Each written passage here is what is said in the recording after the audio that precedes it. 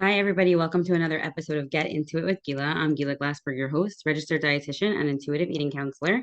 And today I have on Elisheva Berkovits slash Lahaski. Hi, Elisheva. Hi, Gila. How are you? I'm good. Okay, so full disclosure, we're really good friends, but Right. Elisheva is also a therapist. And Elisheva, why don't you start by telling us a little bit about yourself? Where do you live and what do you do? So I live in Woodmere. I am a therapist, and I guess that's pretty much it. I do different types of therapy, and one of them is somatic therapy. So I took advanced trainings to be able to be a somatic therapist. Got it. Okay, so tell us, let's go back a few years. Did you always know that you wanted to be a therapist? So actually not. Okay, so when did you figure it out? So I figured it out when I realized that I did not want to go for law. I originally was on like a law track. I didn't know that. Um, Really? I knew you were gonna say what? Yes, I thought I was gonna be a lawyer from when I was in high school through probably my first or second year of college. Why Uh, law? What drew you to law? so I would say I'm a pretty good orator, and I at that point like felt like I had what it takes to like prove a point, and the idea of um, doing litigation was something that interested me. And to be in a courtroom and the whole rah rah of it all. So that was definitely something that interests me. Um, I don't know. There was, in high school, I didn't do much. Let's just say that. I didn't do much, but like read, but I was very into politics and current events. And like that definitely like struck me as like my interest points. And then Alicia, I never would have known this about you. I know you never would have known this about me. I was very fiery way back when, before You're you still knew me. fiery. I'm fiery, but on a lower You're tone. definitely mellow also. Right. I was not mellow then. Funny. You're Um, so mellow. You give off such a mellow vibe. I think it comes with a lot of like work on myself and being comfortable with who I am. Like Hmm. as I did my own self exploration and becoming more comfortable with myself, the more I'm able to like, it's okay, the world doesn't need to know my opinion. Right. It's like they say about extroverts that like some extroverts are like crazy loud life of the party Mhm. because they like are deflecting, Like they feel they Right. have to overcompensate, which is so interesting because like you don't think of an extrovert like that. You just think they're super confident, but sometimes they're like, overcompensating. It's interesting. Yeah. I'm going to think about that one a little more, but not now. Okay, good. Well, we'll talk about that later on our food date. Um, okay, so but any lawyers in your family? Like was that something that like you knew lawyers or like you thought like was it like from a financial perspective or it was really just an interest? Sorry, I'm just gonna exit out of my work email because it just keeps binging. Okay. But as far as like work people, so I'm like saying work, but home. Um, so I'm the youngest. That probably played a big part into like I needed to prove my point and to Hmm. be taken seriously, and everybody else Right. was older than me, and Right. so it got me started with this fiery part, if you want to call it that way. Um, I don't know. It wasn't like this like deeply thought out job. And that's why when I started to really look into it, I realized that it really didn't match up with my values of what I wanted in my life overall. Hmm. And it wasn't the work schedule that I wanted either. Right, for sure. I Was mean, there are therapy lawyers that have more flexible schedules. true? It's not, you lawyers, especially now post COVID, they work from home. Yeah. But at that point, and also with litigation, like you're bound to the court, you're bound to their schedule. Hmm. And also, actually, once I mean, my journey in my jobs, but um, I started to get more of a taste of family law when I worked at OHEL Mm-hmm. as a case manager and doing the foster care system. And it was exciting and it filled that role for me for a little bit. But then, like, I was like, okay, enough. Mm-hmm. Because as a case worker, someone who worked in foster care, you need to go into court and you need to testify as to how the kids are doing, how visits are going between the parents and foster parent and biological parents. Um,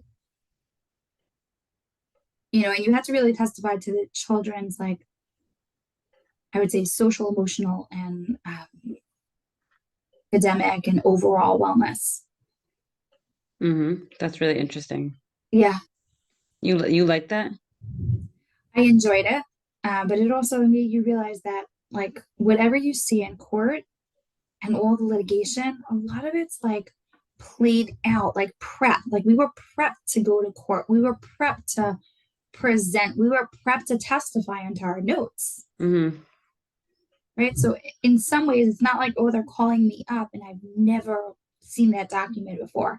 Or I've never, I mean, it could be different with criminal. I don't know I haven't been in a criminal court case hearing and, you know, I don't plan on. Right. Um, Hopefully you but never will be. yeah, exactly. But was Um, therapy ever on your radar? Like, were you like, okay, law, oh, therapy's cool, or like it just came to you when you were in college? so I think it was something that I was always someone who was emotionally aware, always intrigued by the psyche and psychology and why people do what they do. And as somebody who has all my grandparents were Holocaust survivors, um, I was like the observer in the family. And I noticed what was going on and how people were acting and why they were acting a certain way. But I always wanted to understand, like, when I observed how they were acting, it wasn't like, oh, okay, they're acting that way, right? It was what's behind it. I always wanted to know why. Why would they choose to be that way? Why would Mm-hmm. they act that way? Why are they taking that position? And so I was always intrigued by, like, I guess, human behavior and psychology. And without knowing this, like, I would talk to, like, my siblings, who some of them, like, each of my siblings I'm close to in different ways. And there was one, like, sister in particular who we would have hour-long conversations on, like, psychology without even realizing it. Mm-hmm. At least at that point, I didn't realize that, oh, we're basically breaking down and psychoanalyzing Mm-hmm. different behaviors and dynamics. And, from a very young age, it's also a very deep thinker. Mm-hmm. Like, I was one of those kids in school who always asked why, not because of wanting to be difficult in any way, but I really wanted to understand behind everything. Mm-hmm. Like, I'm very much like a visual learner. I'm in trying to understand things and really concretize it. So therapy really like fits that. So Really. therapy definitely fits that. I didn't realize way back then Right, that, right, that's what a therapist does. right. Um, it was only once I ruled out that law was not my route that I was like, okay, I need to find something else. And even in, like, school, like, I remember being on a Shabbaton and this girl who I've never spoken to before came over to me and we started schmoozing. And before I knew it, we were having, like, a very intense conversation about her family. And I remember thinking to myself, like, how did that happen? Like, I did not see that coming. Mm-hmm. But I didn't realize that I kind of was this magnet in a certain way. Right. You have like all the skills, the natural skills, or like the intuition, whatever, to be a therapist, to like hear people's pain, to like welcome people to talk to you. So, Yeah. like, from a personal perspective, but from a like a professional perspective, obviously something happened that it made you realize, like, oh, I want to do this professionally. Yeah. So then at that point, I was like, okay, like, what would be a job that would allow for me to have flexibility, that down the line I can have my private practice, that down the line I can, be a mom and a wife and also have a career. Right. So therapy fit that role. So therapy fit that role. I wasn't 100% sure about it. And that's when I started volunteering. Um, Mm. Where did for, you volunteer? Did or you Ohio volunteer when you worked in foster care? When you were before doing I that? worked in foster care. So I was actually working, I worked full time when I was in undergrad. I worked for a management company. I worked with one of my sisters. Shout out to her. We worked together for 3 years. I didn't Uh, know this. A management company yeah, a real estate management company. for We three managed years, and I apartments. didn't know that. I did it for three I years. I must did. do all the talking when we hang out, Elisheva. No, we just do it. I don't know. I just never This interviewed you, so I didn't get to hear the full, the full thing. So 3 years in real estate, exactly. you did 3 years in real estate just for like whatever the money, like it wasn't like Good an pay, interest yeah. to you. Yeah. No, it It didn't wasn't like interest me. no, okay, I did accounts payable. cool. I had worked there the year before I went to seminary in the summertime. Um, and then I continued once I got back. And then when did you volunteer? Like during that time that you were working, So you were during also my volunteering? yeah, sorry, during the last year of undergrad, I was like, okay, I really need to get my stuff together. Like, I have to figure this out. I think I want to go for social work, but I'm not 100% sure. So I was like, you know what? I asked my school, I'm like, what if, like, is there any internship opportunities? And they're like, well, actually, you can get a few credits. One of your like elective credits can be doing some sort of field work in undergrad. Oh, Um, cool. yeah. So I called up OHL and I said, I want to volunteer. And they said, these are the opportunities. And I said, sure, I would love to work in the foster care department. Mm. And I did, I'd say, 5 months or 6 months of internship there, where I would observe visits between biological parents and their children. And I would write up the summary, and then that would go into the case record. Wow. Yeah. And shout out to she's another therapist, Karen Gutman, who's in also the area. And I worked under her. And then she was going out on maternity leave and she decided she didn't want to come back for her position. So then they called me up when I was almost on my internship there and said, hey, do you want to work for us as Wow. a case manager? You didn't have to have a degree at that point? So most of the case managers did, but I guess they felt like they were okay with me coming in without my degree, knowing that I was going to go to graduate school. Um, and so I took the position, And that's where you were for 3 years? and that's where I was for 3 years. Yeah. Wow. Okay, so you didn't know, you said in your last year you were figuring out your career. So the whole time you were in undergrad, you weren't sure like where you were going to go for your master's, or you weren't sure what you were going to do? I wasn't 100% sure. I was definitely going for my, BA in psychology. Hmm. Wasn't sure like do I go for social work? I mean, OT, all these things didn't inspire me in any way. Hmm. So I knew that I didn't want to do that. And then it was really like, do I go for social work? Do I go for like a mental health counseling degree? Do I commit to like a side D? Like what would be the pros and cons of that? Um, then yeah, I decided on social work. So then you got your degree in social work, like your master's, and then in the meantime you were working at OHEL as a case manager. Yes, I was working at OL as a case manager. It ended up working out really well because I was able to do something called I'm blanking on the name, but basically a work study where you can work somewhere and they add additional um, roles to your position so that I can do my internship there. So I Cool. was able to keep a job and be able to get my internship because ultimately what I was doing was a social work job. Right. Basically, yeah. Yeah. So, and then I already know like what you do now, but I'm saying, did you know, like, was this like all a learning curve? Like, or did you know in the back of your head, if I do social work, I'm going to also get all the hours and I'm going to get my L and then my C, right? And then I'm going to be able, like, you knew that that was like your eventual goal at this point, or you were just sort of like learning as you went.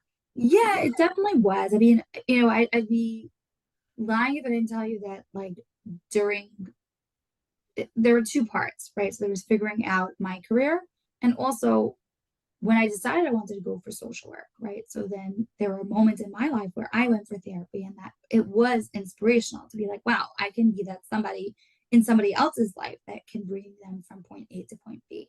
Right. So, like I had Yeah. different bouts of therapy that I've been through.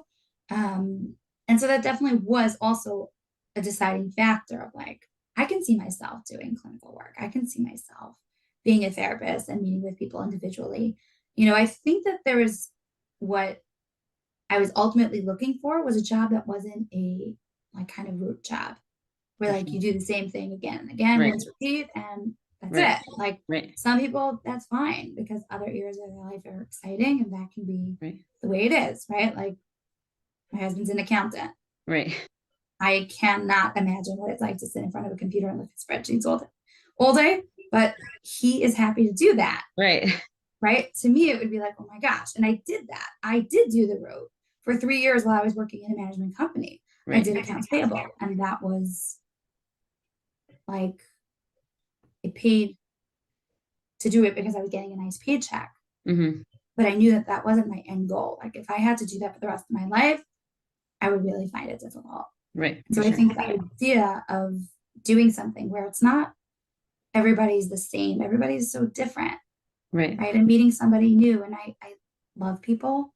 Like I'm definitely a people person. Like some people go to an event where there's tons of people and they come back and they're exhausted. I go to events where there's tons of people and I come back hyper. Right. So, An extrovert. meeting, yeah, Extroverted. yeah, Um, so, but okay, so we want to talk about somatic work, which is what you're doing now. But yes, okay, so let me just I'll fill in the gap. So how you're 32, right? yes. Okay, so when you started your degree to get your social work degree, how old were you? Were you 23? 22. 22. Okay, so 11 years later. So now you starting your own private practice and you're doing a lot of really good things and you took all these advanced training. So walk me through how that happened from going, I'm curious, like, was it that you are like, okay, I'm going to become a therapist and I understand that I'm going to be counseling people and I'm going to get to know them and help them. But at a certain point, you decided to take on like new modalities and learn new things. So what sparked Yeah. that interest? I don't think I'm ever going to stop being interested in the psyche and how we can help other people. So I think that's one of the propelling factors of like, well, why I continue to learn and continue to grow as a therapist, and why I won't stop learning, right? Because science is always changing. Science is always there's so much research and studying, the brain and understanding the brain better, and that's what helps us as therapists understand our clients better, and not only understand them better, but understand how to work with them better. Mm-hmm. But that being said, I'm going to back up and I'm going to go through to what you asked me. So obviously I would say my internships were like a boot camp, right? Working with children in the foster care system. I don't know if there's anything, maybe working in the prison system probably helps you like more of a boot camp, but it's understanding the psyche, seeing the dynamics, seeing really everything you learn in school, you see it in front of you, Mm-hmm. right? Be it addictions, abuse, you name it, right? Family dynamics, attachment. Like these are big key factors, and you see it in front of you as you're working with these families. And so it was probably the biggest learning curve for me as far as what I was seeing. It's very nice to read it in the books, but then to be able to see it in front of you. I knew I wanted to do clinical work. I just didn't know in what area. I love working with kids. And so that was definitely something that I was thinking about doing play therapy, which is something I do as well, in addition. But I think what was the overall aha moment for me was like everybody experiences some sort of trauma in their life, whether we want it or not. It can be a big T trauma, which is like a big event, or it can be a little T trauma, right? It could be day-to-day stressors. Our system, meaning our nervous system, doesn't differentiate between I'm so stressed right now because I don't know where my keys are and I need to get to carpool. And right, you're still having a system response, right? A nervous system response. Versus I just witnessed somebody in an accident, Mm-hmm. right? The symptomology of what we experience, I would say, is the same system that's firing. It might be less intense, right? Our response might be less intense, but it's still the same system. So I'm going to backtrack because I'm probably leaving you in the dark. When we think about the brain, um, there is the prefrontal cortex, which has our logic and our reasoning. And Dr. Dan Siegel's great. He explains this like the hand model of the brain. So this is my prefrontal cortex. This is my amygdala. This is my brainstem. Okay. My brainstem controls all my automatic body parts and body functions, right? My organs, my heart, um, my breathing, right? Like we don't have to tell ourselves to breathe, Right. right? My amygdala um, is actually a part of my brain that its primary job is to keep me safe. And so it's scanning my environment every 4 seconds to see, am I safe? Am I safe? Am I safe? Right? When he talks about flipping the lid, right? So that when my amygdala goes off, it kind of fires to my brain saying, I'm not safe, right? Everything, such as my logic and my reasoning that is not needed to keep me safe, goes offline. Mm-hmm. And that's why he calls it what that I flip my lid, Mm-hmm. right? Goes offline. And my automatic system, which is my brainstem, takes over, right? So all my logic and my reasoning is not present, but that my digestive system and my brain and my hormones are all kicking into gear to keep me safe. We also know this as the fight and flight or the freeze and fawn stage, right? So everybody's going to have one of those responses when we're not feeling safe, right? Or when we're stressed, Right. right? Because our nervous system is the same, does not change. And so when somebody is feeling really, really stressed, a lot of times when people say, like, I can't think straight, right? Because they actually can't think straight, Mm-hmm. right? Their logic and their reasoning is offline. And it's actually their digestive system also goes offline, right? And that's why a lot of times when people are so stressed, they're not hungry. When they're feeling so anxious, they can't eat, Mm-hmm. right? Because that part of our body is not functioning right now, right? What's going on is that I have hormones pumping into my system. I am trying to keep myself safe. I might be sweating. I might feel like I'm having heart palpitations, right? My heart's beating really, really quickly because it needs to get enough oxygen into my system to either do fight and flight, right? Fight whatever is coming, run as quick as I can away from it, right? Or to freeze or fawn, which is a lot of times we see with somebody who is, what we could call, say a hostage at this point, right? Where they, like the Stockholm syndrome, where like they become friends to their captors, because that is the safest option for them in that moment. So I always preface this with, we don't logically make this conscious choice into how we're going to respond. Right? It's not like, oh, this is the safest. It happens in a split second. And again, it's our nervous system assessing the situation and saying, like, this is what's bad, this is what's safest for me. Do we, but is there like any factors that would like like make us lean more towards one response than another? And is it, how do we, like, let's say we don't want to freeze, right? Like I know we spoke about this a lot, like not here, but like let's say like, like you're saying, like your nervous system can't differentiate between certain trauma. So let's say like somebody says something to you that's really mean, and all of a sudden like your nervous system is like, like you feel like you're going to faint, or like you feel like you can't talk, right? And like obviously that's not the same as like somebody physically abusing you. So you're like, I really don't want to have the same response as those two things I want, but like you can't help it. So I'm assuming that there are ways to like learn how to maybe lower the volume. Absolutely. So you asked me one question before that I'm going to answer. The way we respond to um, something in the past is naturally what our body is going to continue doing.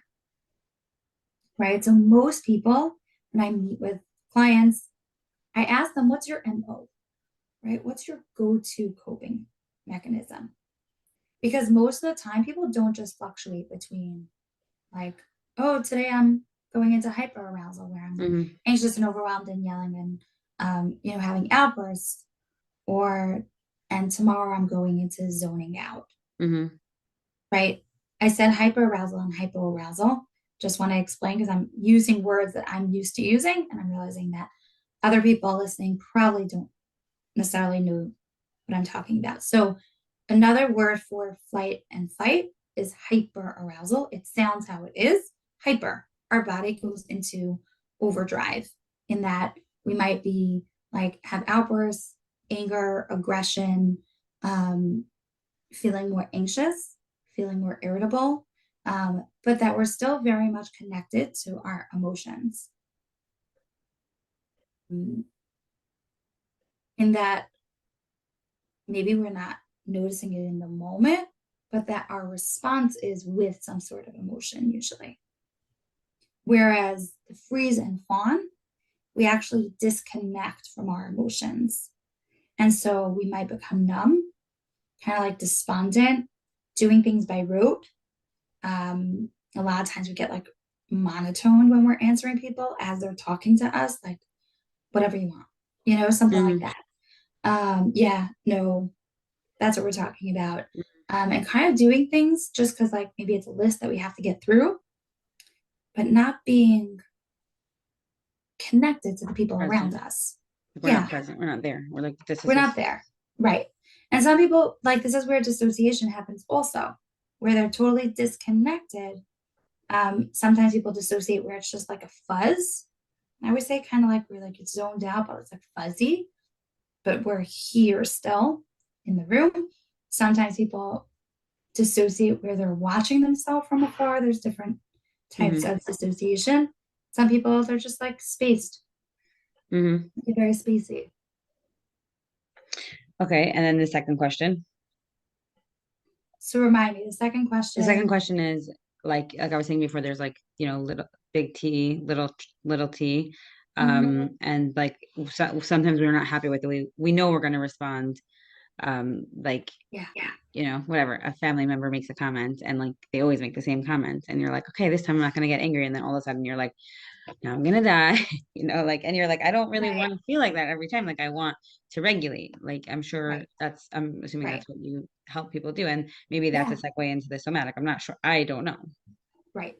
So somatic is actually what it is. If you break the word down, I actually know this because I taught psych last year. But the soma is actually the brain of the nerve. Okay. So when we talk, it's called the soma. And when we talk about somatic interventions, we're talking about working with our nervous system, right? It's the soma.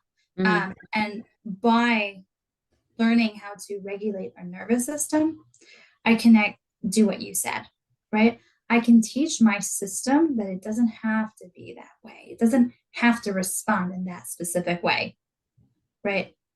But it's not, that's what makes it different about than cognitive work, right? When we Now talk you have about to explain that CBT, because explain that. So so there's when, cognitive work and there's other types of work. So explain right, it there's, I have this picture and I'd have to send it to you. Maybe you can post it as the picture for the, for sure. um, I'll post it.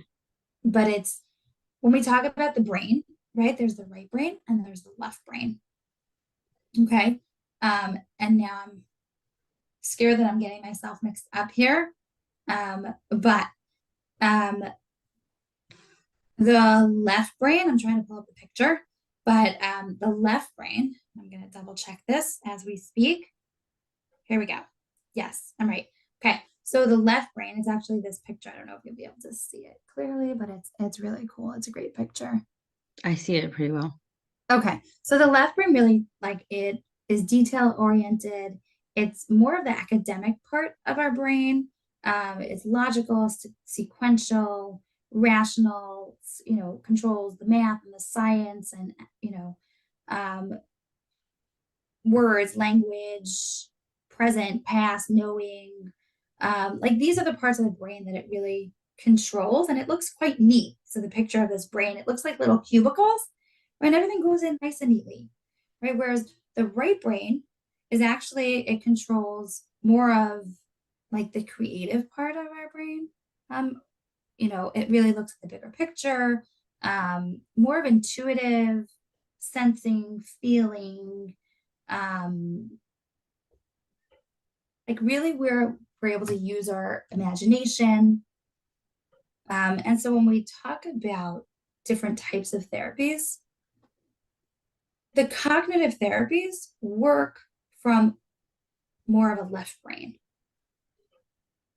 right? Because it's doing the logic and the reasoning and understanding. And, um, you know, so let's say we're doing some CBT work, we're replacing, let's say, a negative thought, right? So every time I have this negative thought, I'm going to replace it, right? And it works. And it works for a lot of people. When we talk about more of somatic therapies, we're really working in the right brain, right? And as a somatic therapist, I'm trained to know based on what you're saying, your body language, what you're doing, what part of your brain you're accessing. That is really cool. Because a lot of times when we're sensing and feeling inside, and Gila, if it's okay, right? Right. You said this to me in one of our conversations of like, I need time to sit on this and think about this, right? And my initial thought is, as a therapist, and I shut my mouth because I'm not my friend's therapist, Well, is to sometimes when we need to sit on something, I'm always like, let's do a head to toe scan and notice where you're sensing inside when you think about that thing. well, Right? Because what's the connection between sitting on something and head to toe scan? sitting on something is I need to think about it. I need to like really understand it versus don't try to understand it. Notice where it is inside. Sense it inside. Sense the feeling, right? And stay with it as long as it feels okay, right? We can go back to it at any point, right? Because we can get to the same results in processing either through logic and reasoning, or we can get to it through our nervous system, which is the sensing and the feeling. And that's really what somatic work does, is that we're accessing the same content just through a different door, a different way. So interesting. But my job as a therapist is that it can go really deep and really quick. Right. Right. And I can say this as somebody who is a therapist and someone who is also is on the receiving end of this work, Of somatic, right? of somatic work. Yeah, Right. Hold on 1 second. I want to just go back a few steps. sure. But I'm assuming that when you became a therapist, did you know about somatic work Mm-mm. But it was something that was very intuitive to me, when you learned about it? even before then. It it it Meaning, it dawned on you like something besides for the like cognitive I, mind. I think what I've always noticed in working with clients is that sometimes we have this disconnect between our heart and our mind. Right. And I always wanted to know where that was, Mm, right? Because sometimes our head can know it, and then our heart feels so different. right. For sure. And it's like, how do we hold those two? How do we connect them? How do we make that connection? Like, there's got to be something. And I think that's the key in where I was like, I need to know more about this. I need to Mm-hmm. understand this more. Mm-hmm. Hey, shout out to Rifka Nissel, who was my supervisor for, I would say, 4 years. Um, and she really gave me the first tastes of doing somatic work. Um, she's not a somatic therapist, but that, she would take trainings and give over information to me.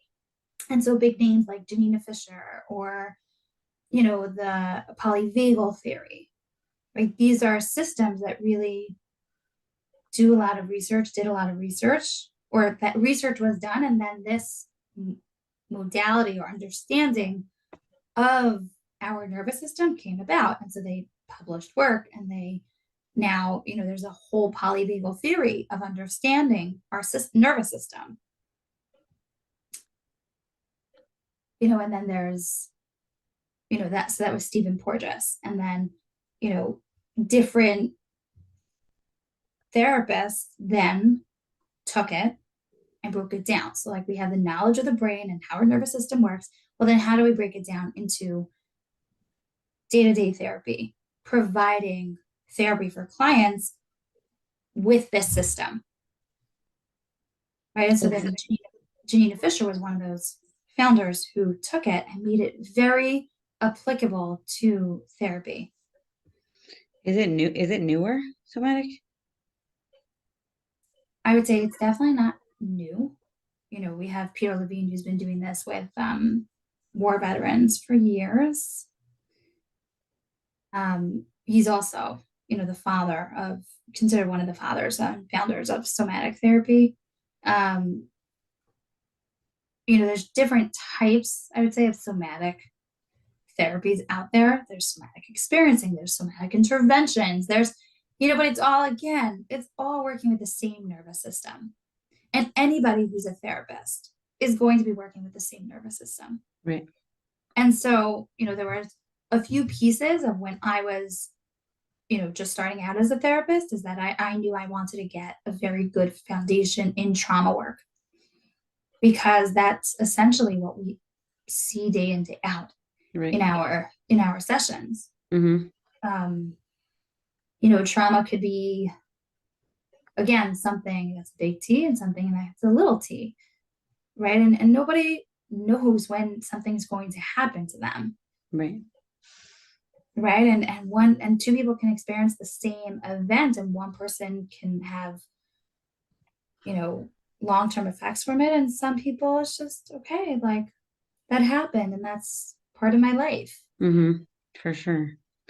So that was really, that was my mindset of what I felt like I needed as a therapist. And then from, having a good trauma foundation, I then was exposed to more of like somatic interventions. Another, shout out, is to Hattie Rubel, who is always like, she started out as my professor at Turo, and we kept in touch. And she always told me, she's like, you have to take Ricky Bernstein's trainings. And I'm like, yeah, okay. And like starting out, you're working in a clinic, you're not making a lot of money. And so I was like, oh my gosh, like how am I basically going to take my entire paycheck and put that towards a training right now? It never was the right time.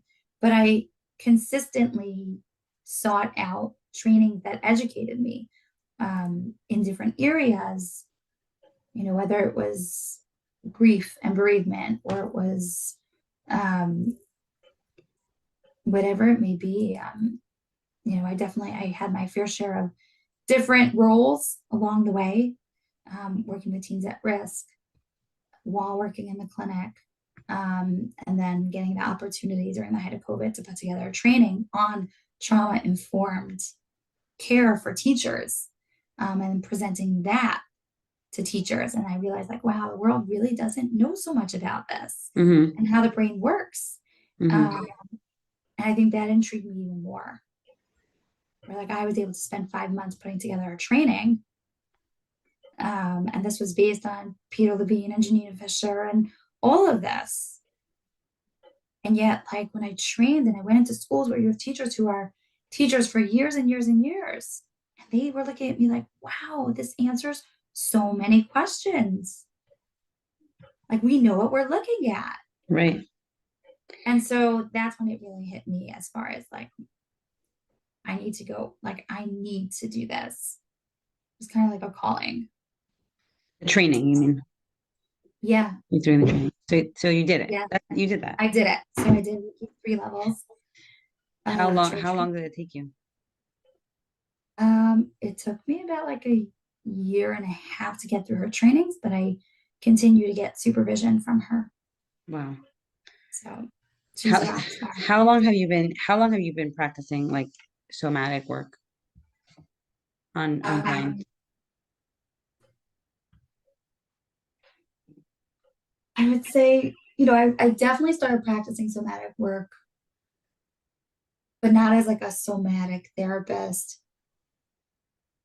from when I took her first training. And I was like, wow, this is like, it's just answered everything for me. It's sort Like, of like when I learned about intuitive eating as a dietitian, and I'm like, oh, right, that's the right. gap. That's like the Yeah, major gap. Yeah, totally. yeah. And Ricky actually calls it her level one is called the missing piece, Mm, right? And I think that like as other therapists would get this, like there is a certain level of like intuition hmm that like there were certain things that I already knew. Um, like the piece of like the disconnect between the heart and the mind, right? I knew it. I knew what I was seeing. Or like as a as a therapist, we learn about the attachment theory and always, asking myself when I have a client in front of me, um, what am I seeing? Trying to understand it from my client's perspective. And I always use a puzzle analogy with clients is that therapy, the therapy process is really a puzzle for the therapist and a puzzle for the client. Because when I meet with a client, so we do an intake, like, great. What does that tell me? It tells me the basics. But hmm then as I get to know my client more and I get to know that person's personality and their tendencies and all of that, right? Then I fill in the pieces from that puzzle that are missing. And I could tell you as I have clients who I've worked with for a few years now. Thinking of one particular client, I'm still learning things about my clients. That never stops. And hmm so that puzzle continues to grow and grow and grow, right? My job as a therapist is also to help them see that puzzle, Right. For sure. right? To help them see their tendencies, their patterns, because that's where the change happens, hmm right? That's more on a cognitive level. When doing somatic work, um, a lot of times clients come to me not because um, they're seeking out specific somatic work. But it's a lot of times when either there's a trauma that they don't want to do cognitive work on, or have tried cognitive work and it is not, it's not going. And I think people beat themselves up and they think like, oh, Right. I'm a bad client, Right. Or I spent all right? this Like I money and failed, time. right? I think that people more that, oh, that was a waste of time, but I think more people internalize it like, I'm a failure. I failed therapy, right? Or like therapy doesn't work, right? For But that sure. there's so many types of therapy. I Right. think that it's, the same way it's a shift between a client and a therapist. It's also the modality hmm that the therapist is going to use. For sure. It's not a one size fits all. Not every type of therapy is going to be a fit for somebody. Right. And that it can be that specific modality worked up to a certain point. hmm It would be cool if a client came into like a therapy center and there was like 10 therapists that did like all different types of things, and they would like kind of like interview the client and they would be like, oh, I think this would work for her for that. Like, because like clients don't know this. People don't know this when they call a therapist. Right, right. I know a lot of times people say like I was told that DBT would be a good option, Right. and then you know I always wonder like, what do you know about DBT, Right. For right? sure. What exact But then the day people want help. They Just want want to know. to be helped, Right. right? And so if that's going to be the magic answer, of course we're going to want that. Right. For sure. Um, but yeah, that's my situation with somatic therapy. Well, tell us Uh, what it is. Tell us, how does it work? A client comes to you, give us as much as you can. I know we were running out of time, and I know right. just to say we're going to do a follow-up. on this? Yeah, we definitely Go could do a on. follow-up. Yeah. So what is it? What is somatic work? Somatic therapy is a type of therapy that works with the nervous system. It's that I don't need to regurgitate and talk about my whole everything to be able to process. It's very different than narrative work where I'm talking and I'm talking and talking. And it's not strictly that, meaning it can be a process in both where I can do talking and I can do the work. But that when we're using the sensing and the feeling, I can tell you a summary of something, and that can evoke enough emotion in me that I don't need to tell you what's going on, but that I can process it inside, Mm-hmm. right? We don't jump into the deep end where, okay, tell me, give me a headline, what we call it, of like a sentence or a few words of what that is that you want to process. We get our nervous system used to regulating itself, right? That's my first and primary job with clients, is that I can help you regulate, right? And I think of it, I'm going to use a gym analogy, is that if somebody goes into the gym and decides that they're going to do a boot camp 45 minutes straight, right? They're probably going to be winded pretty quickly in, and they're probably going to give up. But if somebody says, that's my goal, I want to do the boot camp, right? But today I'm going to go to the gym and I'm going to go on the treadmill for 15 minutes and up it and up it and up it each time a little more, that eventually when they go to the boot camp, they could handle it, Mm-hmm. right? They have the stamina. Mm-hmm. Same thing with, when, and this is for any client and any therapist, when a client learns a skill, we need to teach our system, our nervous system, how to use it when we're calm, Mm-hmm. right? If I can use it when I'm calm, then it goes from, and I use it consistently, it actually takes about like 40 days to integrate it from new information to something that becomes automatic, right? And so if I do it consistently for 40 days,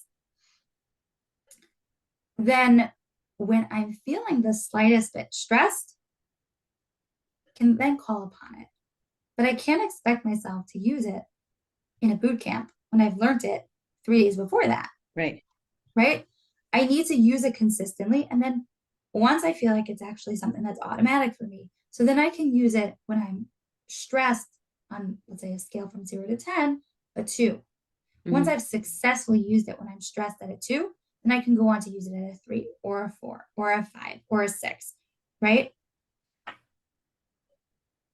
Because otherwise, I'm trying to recall something that's new. I'm trying to access my logic and my reasoning, but my logic and reasoning is totally offline at that point, Mm-hmm. right? And that's why, I have so many people who have told me skills don't work for me. Mm-hmm. Mm-hmm. Like, oh, let's back up, right? Right. I'm not going to argue with you, right? Right. Because everybody knows themselves best. I'm Mm-hmm. not here to tell anybody what works or doesn't work for them, right? Right. That's their job in therapy, is to figure out like what's a skill that works and what doesn't, what resonates with me and what doesn't resonate with me. Mm-hmm. Totally. And then because they're the expert in their life, Right. right? You know, as a therapist, our job is not to be an expert, right? If somebody wants advice, they can go to a coach, a life coach, Mm-hmm. right? My job as a therapist is to help them learn more about themselves, about their systems, and make changes in ways that it works for them. Right. Yeah, I feel like I mean, you taught me this just like because you're my friend, but I'm saying I realized like with my own therapist that does like CBT and stuff like that, I remember saying to her like a lot of times, like I have all the skills. Like obviously I'm not perfect, but like I'm like I do all the self-care and I go to therapy and I have friends and whatever. I have some friends and uh and like but I still can't access those tools. And like it was learning about this other stuff, like whatever, somatic or whatever other modalities of therapy, just from like learning from you, learning from my other friends who are therapists, my own taking my own courses, even like intuitive eating, like, intuitive eating dietitians talk about this stuff all the time because we do like integrate therapeutic tools. It really makes a lot of sense. And like I even just last night I was teaching it in my support group, because I took Kayla Levin's like I can't remember what it was, but she had somebody on. I think she was a therapist talking about the nervous system. I can't remember if she was a therapist, but I tell my clients that I have in my office, I wrote myself a trigger level, like a 0 to 10. And I Yes. wrote, I probably told you this. I wrote on one side, 0 is cool as a cucumber, and 10 is I will kill you even if you breathe near me. That's my 0 to 10. So like it's like so interesting because like it's similar to like the hunger fullness scale, that like we don't go from like 0 to 10. We don't go from 10 to 0. Like Yes. so the goal, and intuitive eating really overlaps with this because it's the goal is like learning about your body, learning about your subtle cues, Right. learning about how to, not get to a place where you're like offline, like you said. So Right. I really like Right. see the integration. Right. And I didn't even talk about the window of tolerance. No, but you're going to come on again. So, And the then you're window going of to tell. tolerance is that piece of noticing, right? We'll talk about it more, but it's getting to know your nervous system. That's really what it is. It's as I get to know my nervous system, I can pick up on nuances than where maybe I wasn't able to before. For sure. It's so interesting. It's like so it's such a like you said, it's like such an intuitive thing. Like, like there's like such an intuition to it, but like, oh right. Like my nervous system is different than your nervous system. My pain tolerance is different than yours. And like the same thing with like hunger and fullness and body shapes and sizes. And like, Absolutely. without like any Absolutely. judgment, without any whatever feelings about it. Like, Yeah. you know, Yeah. it is Yeah. what it is. Right. And that's what makes it no one size fits all. Yeah, it's amazing. Okay, so I'm not going to keep you because I know you have supervision. So this was Yes. amazing. Thank you so much for coming on, and I hope you'll come on again. Yeah. Thank you. Yeah, for sure. Bye. Bye bye.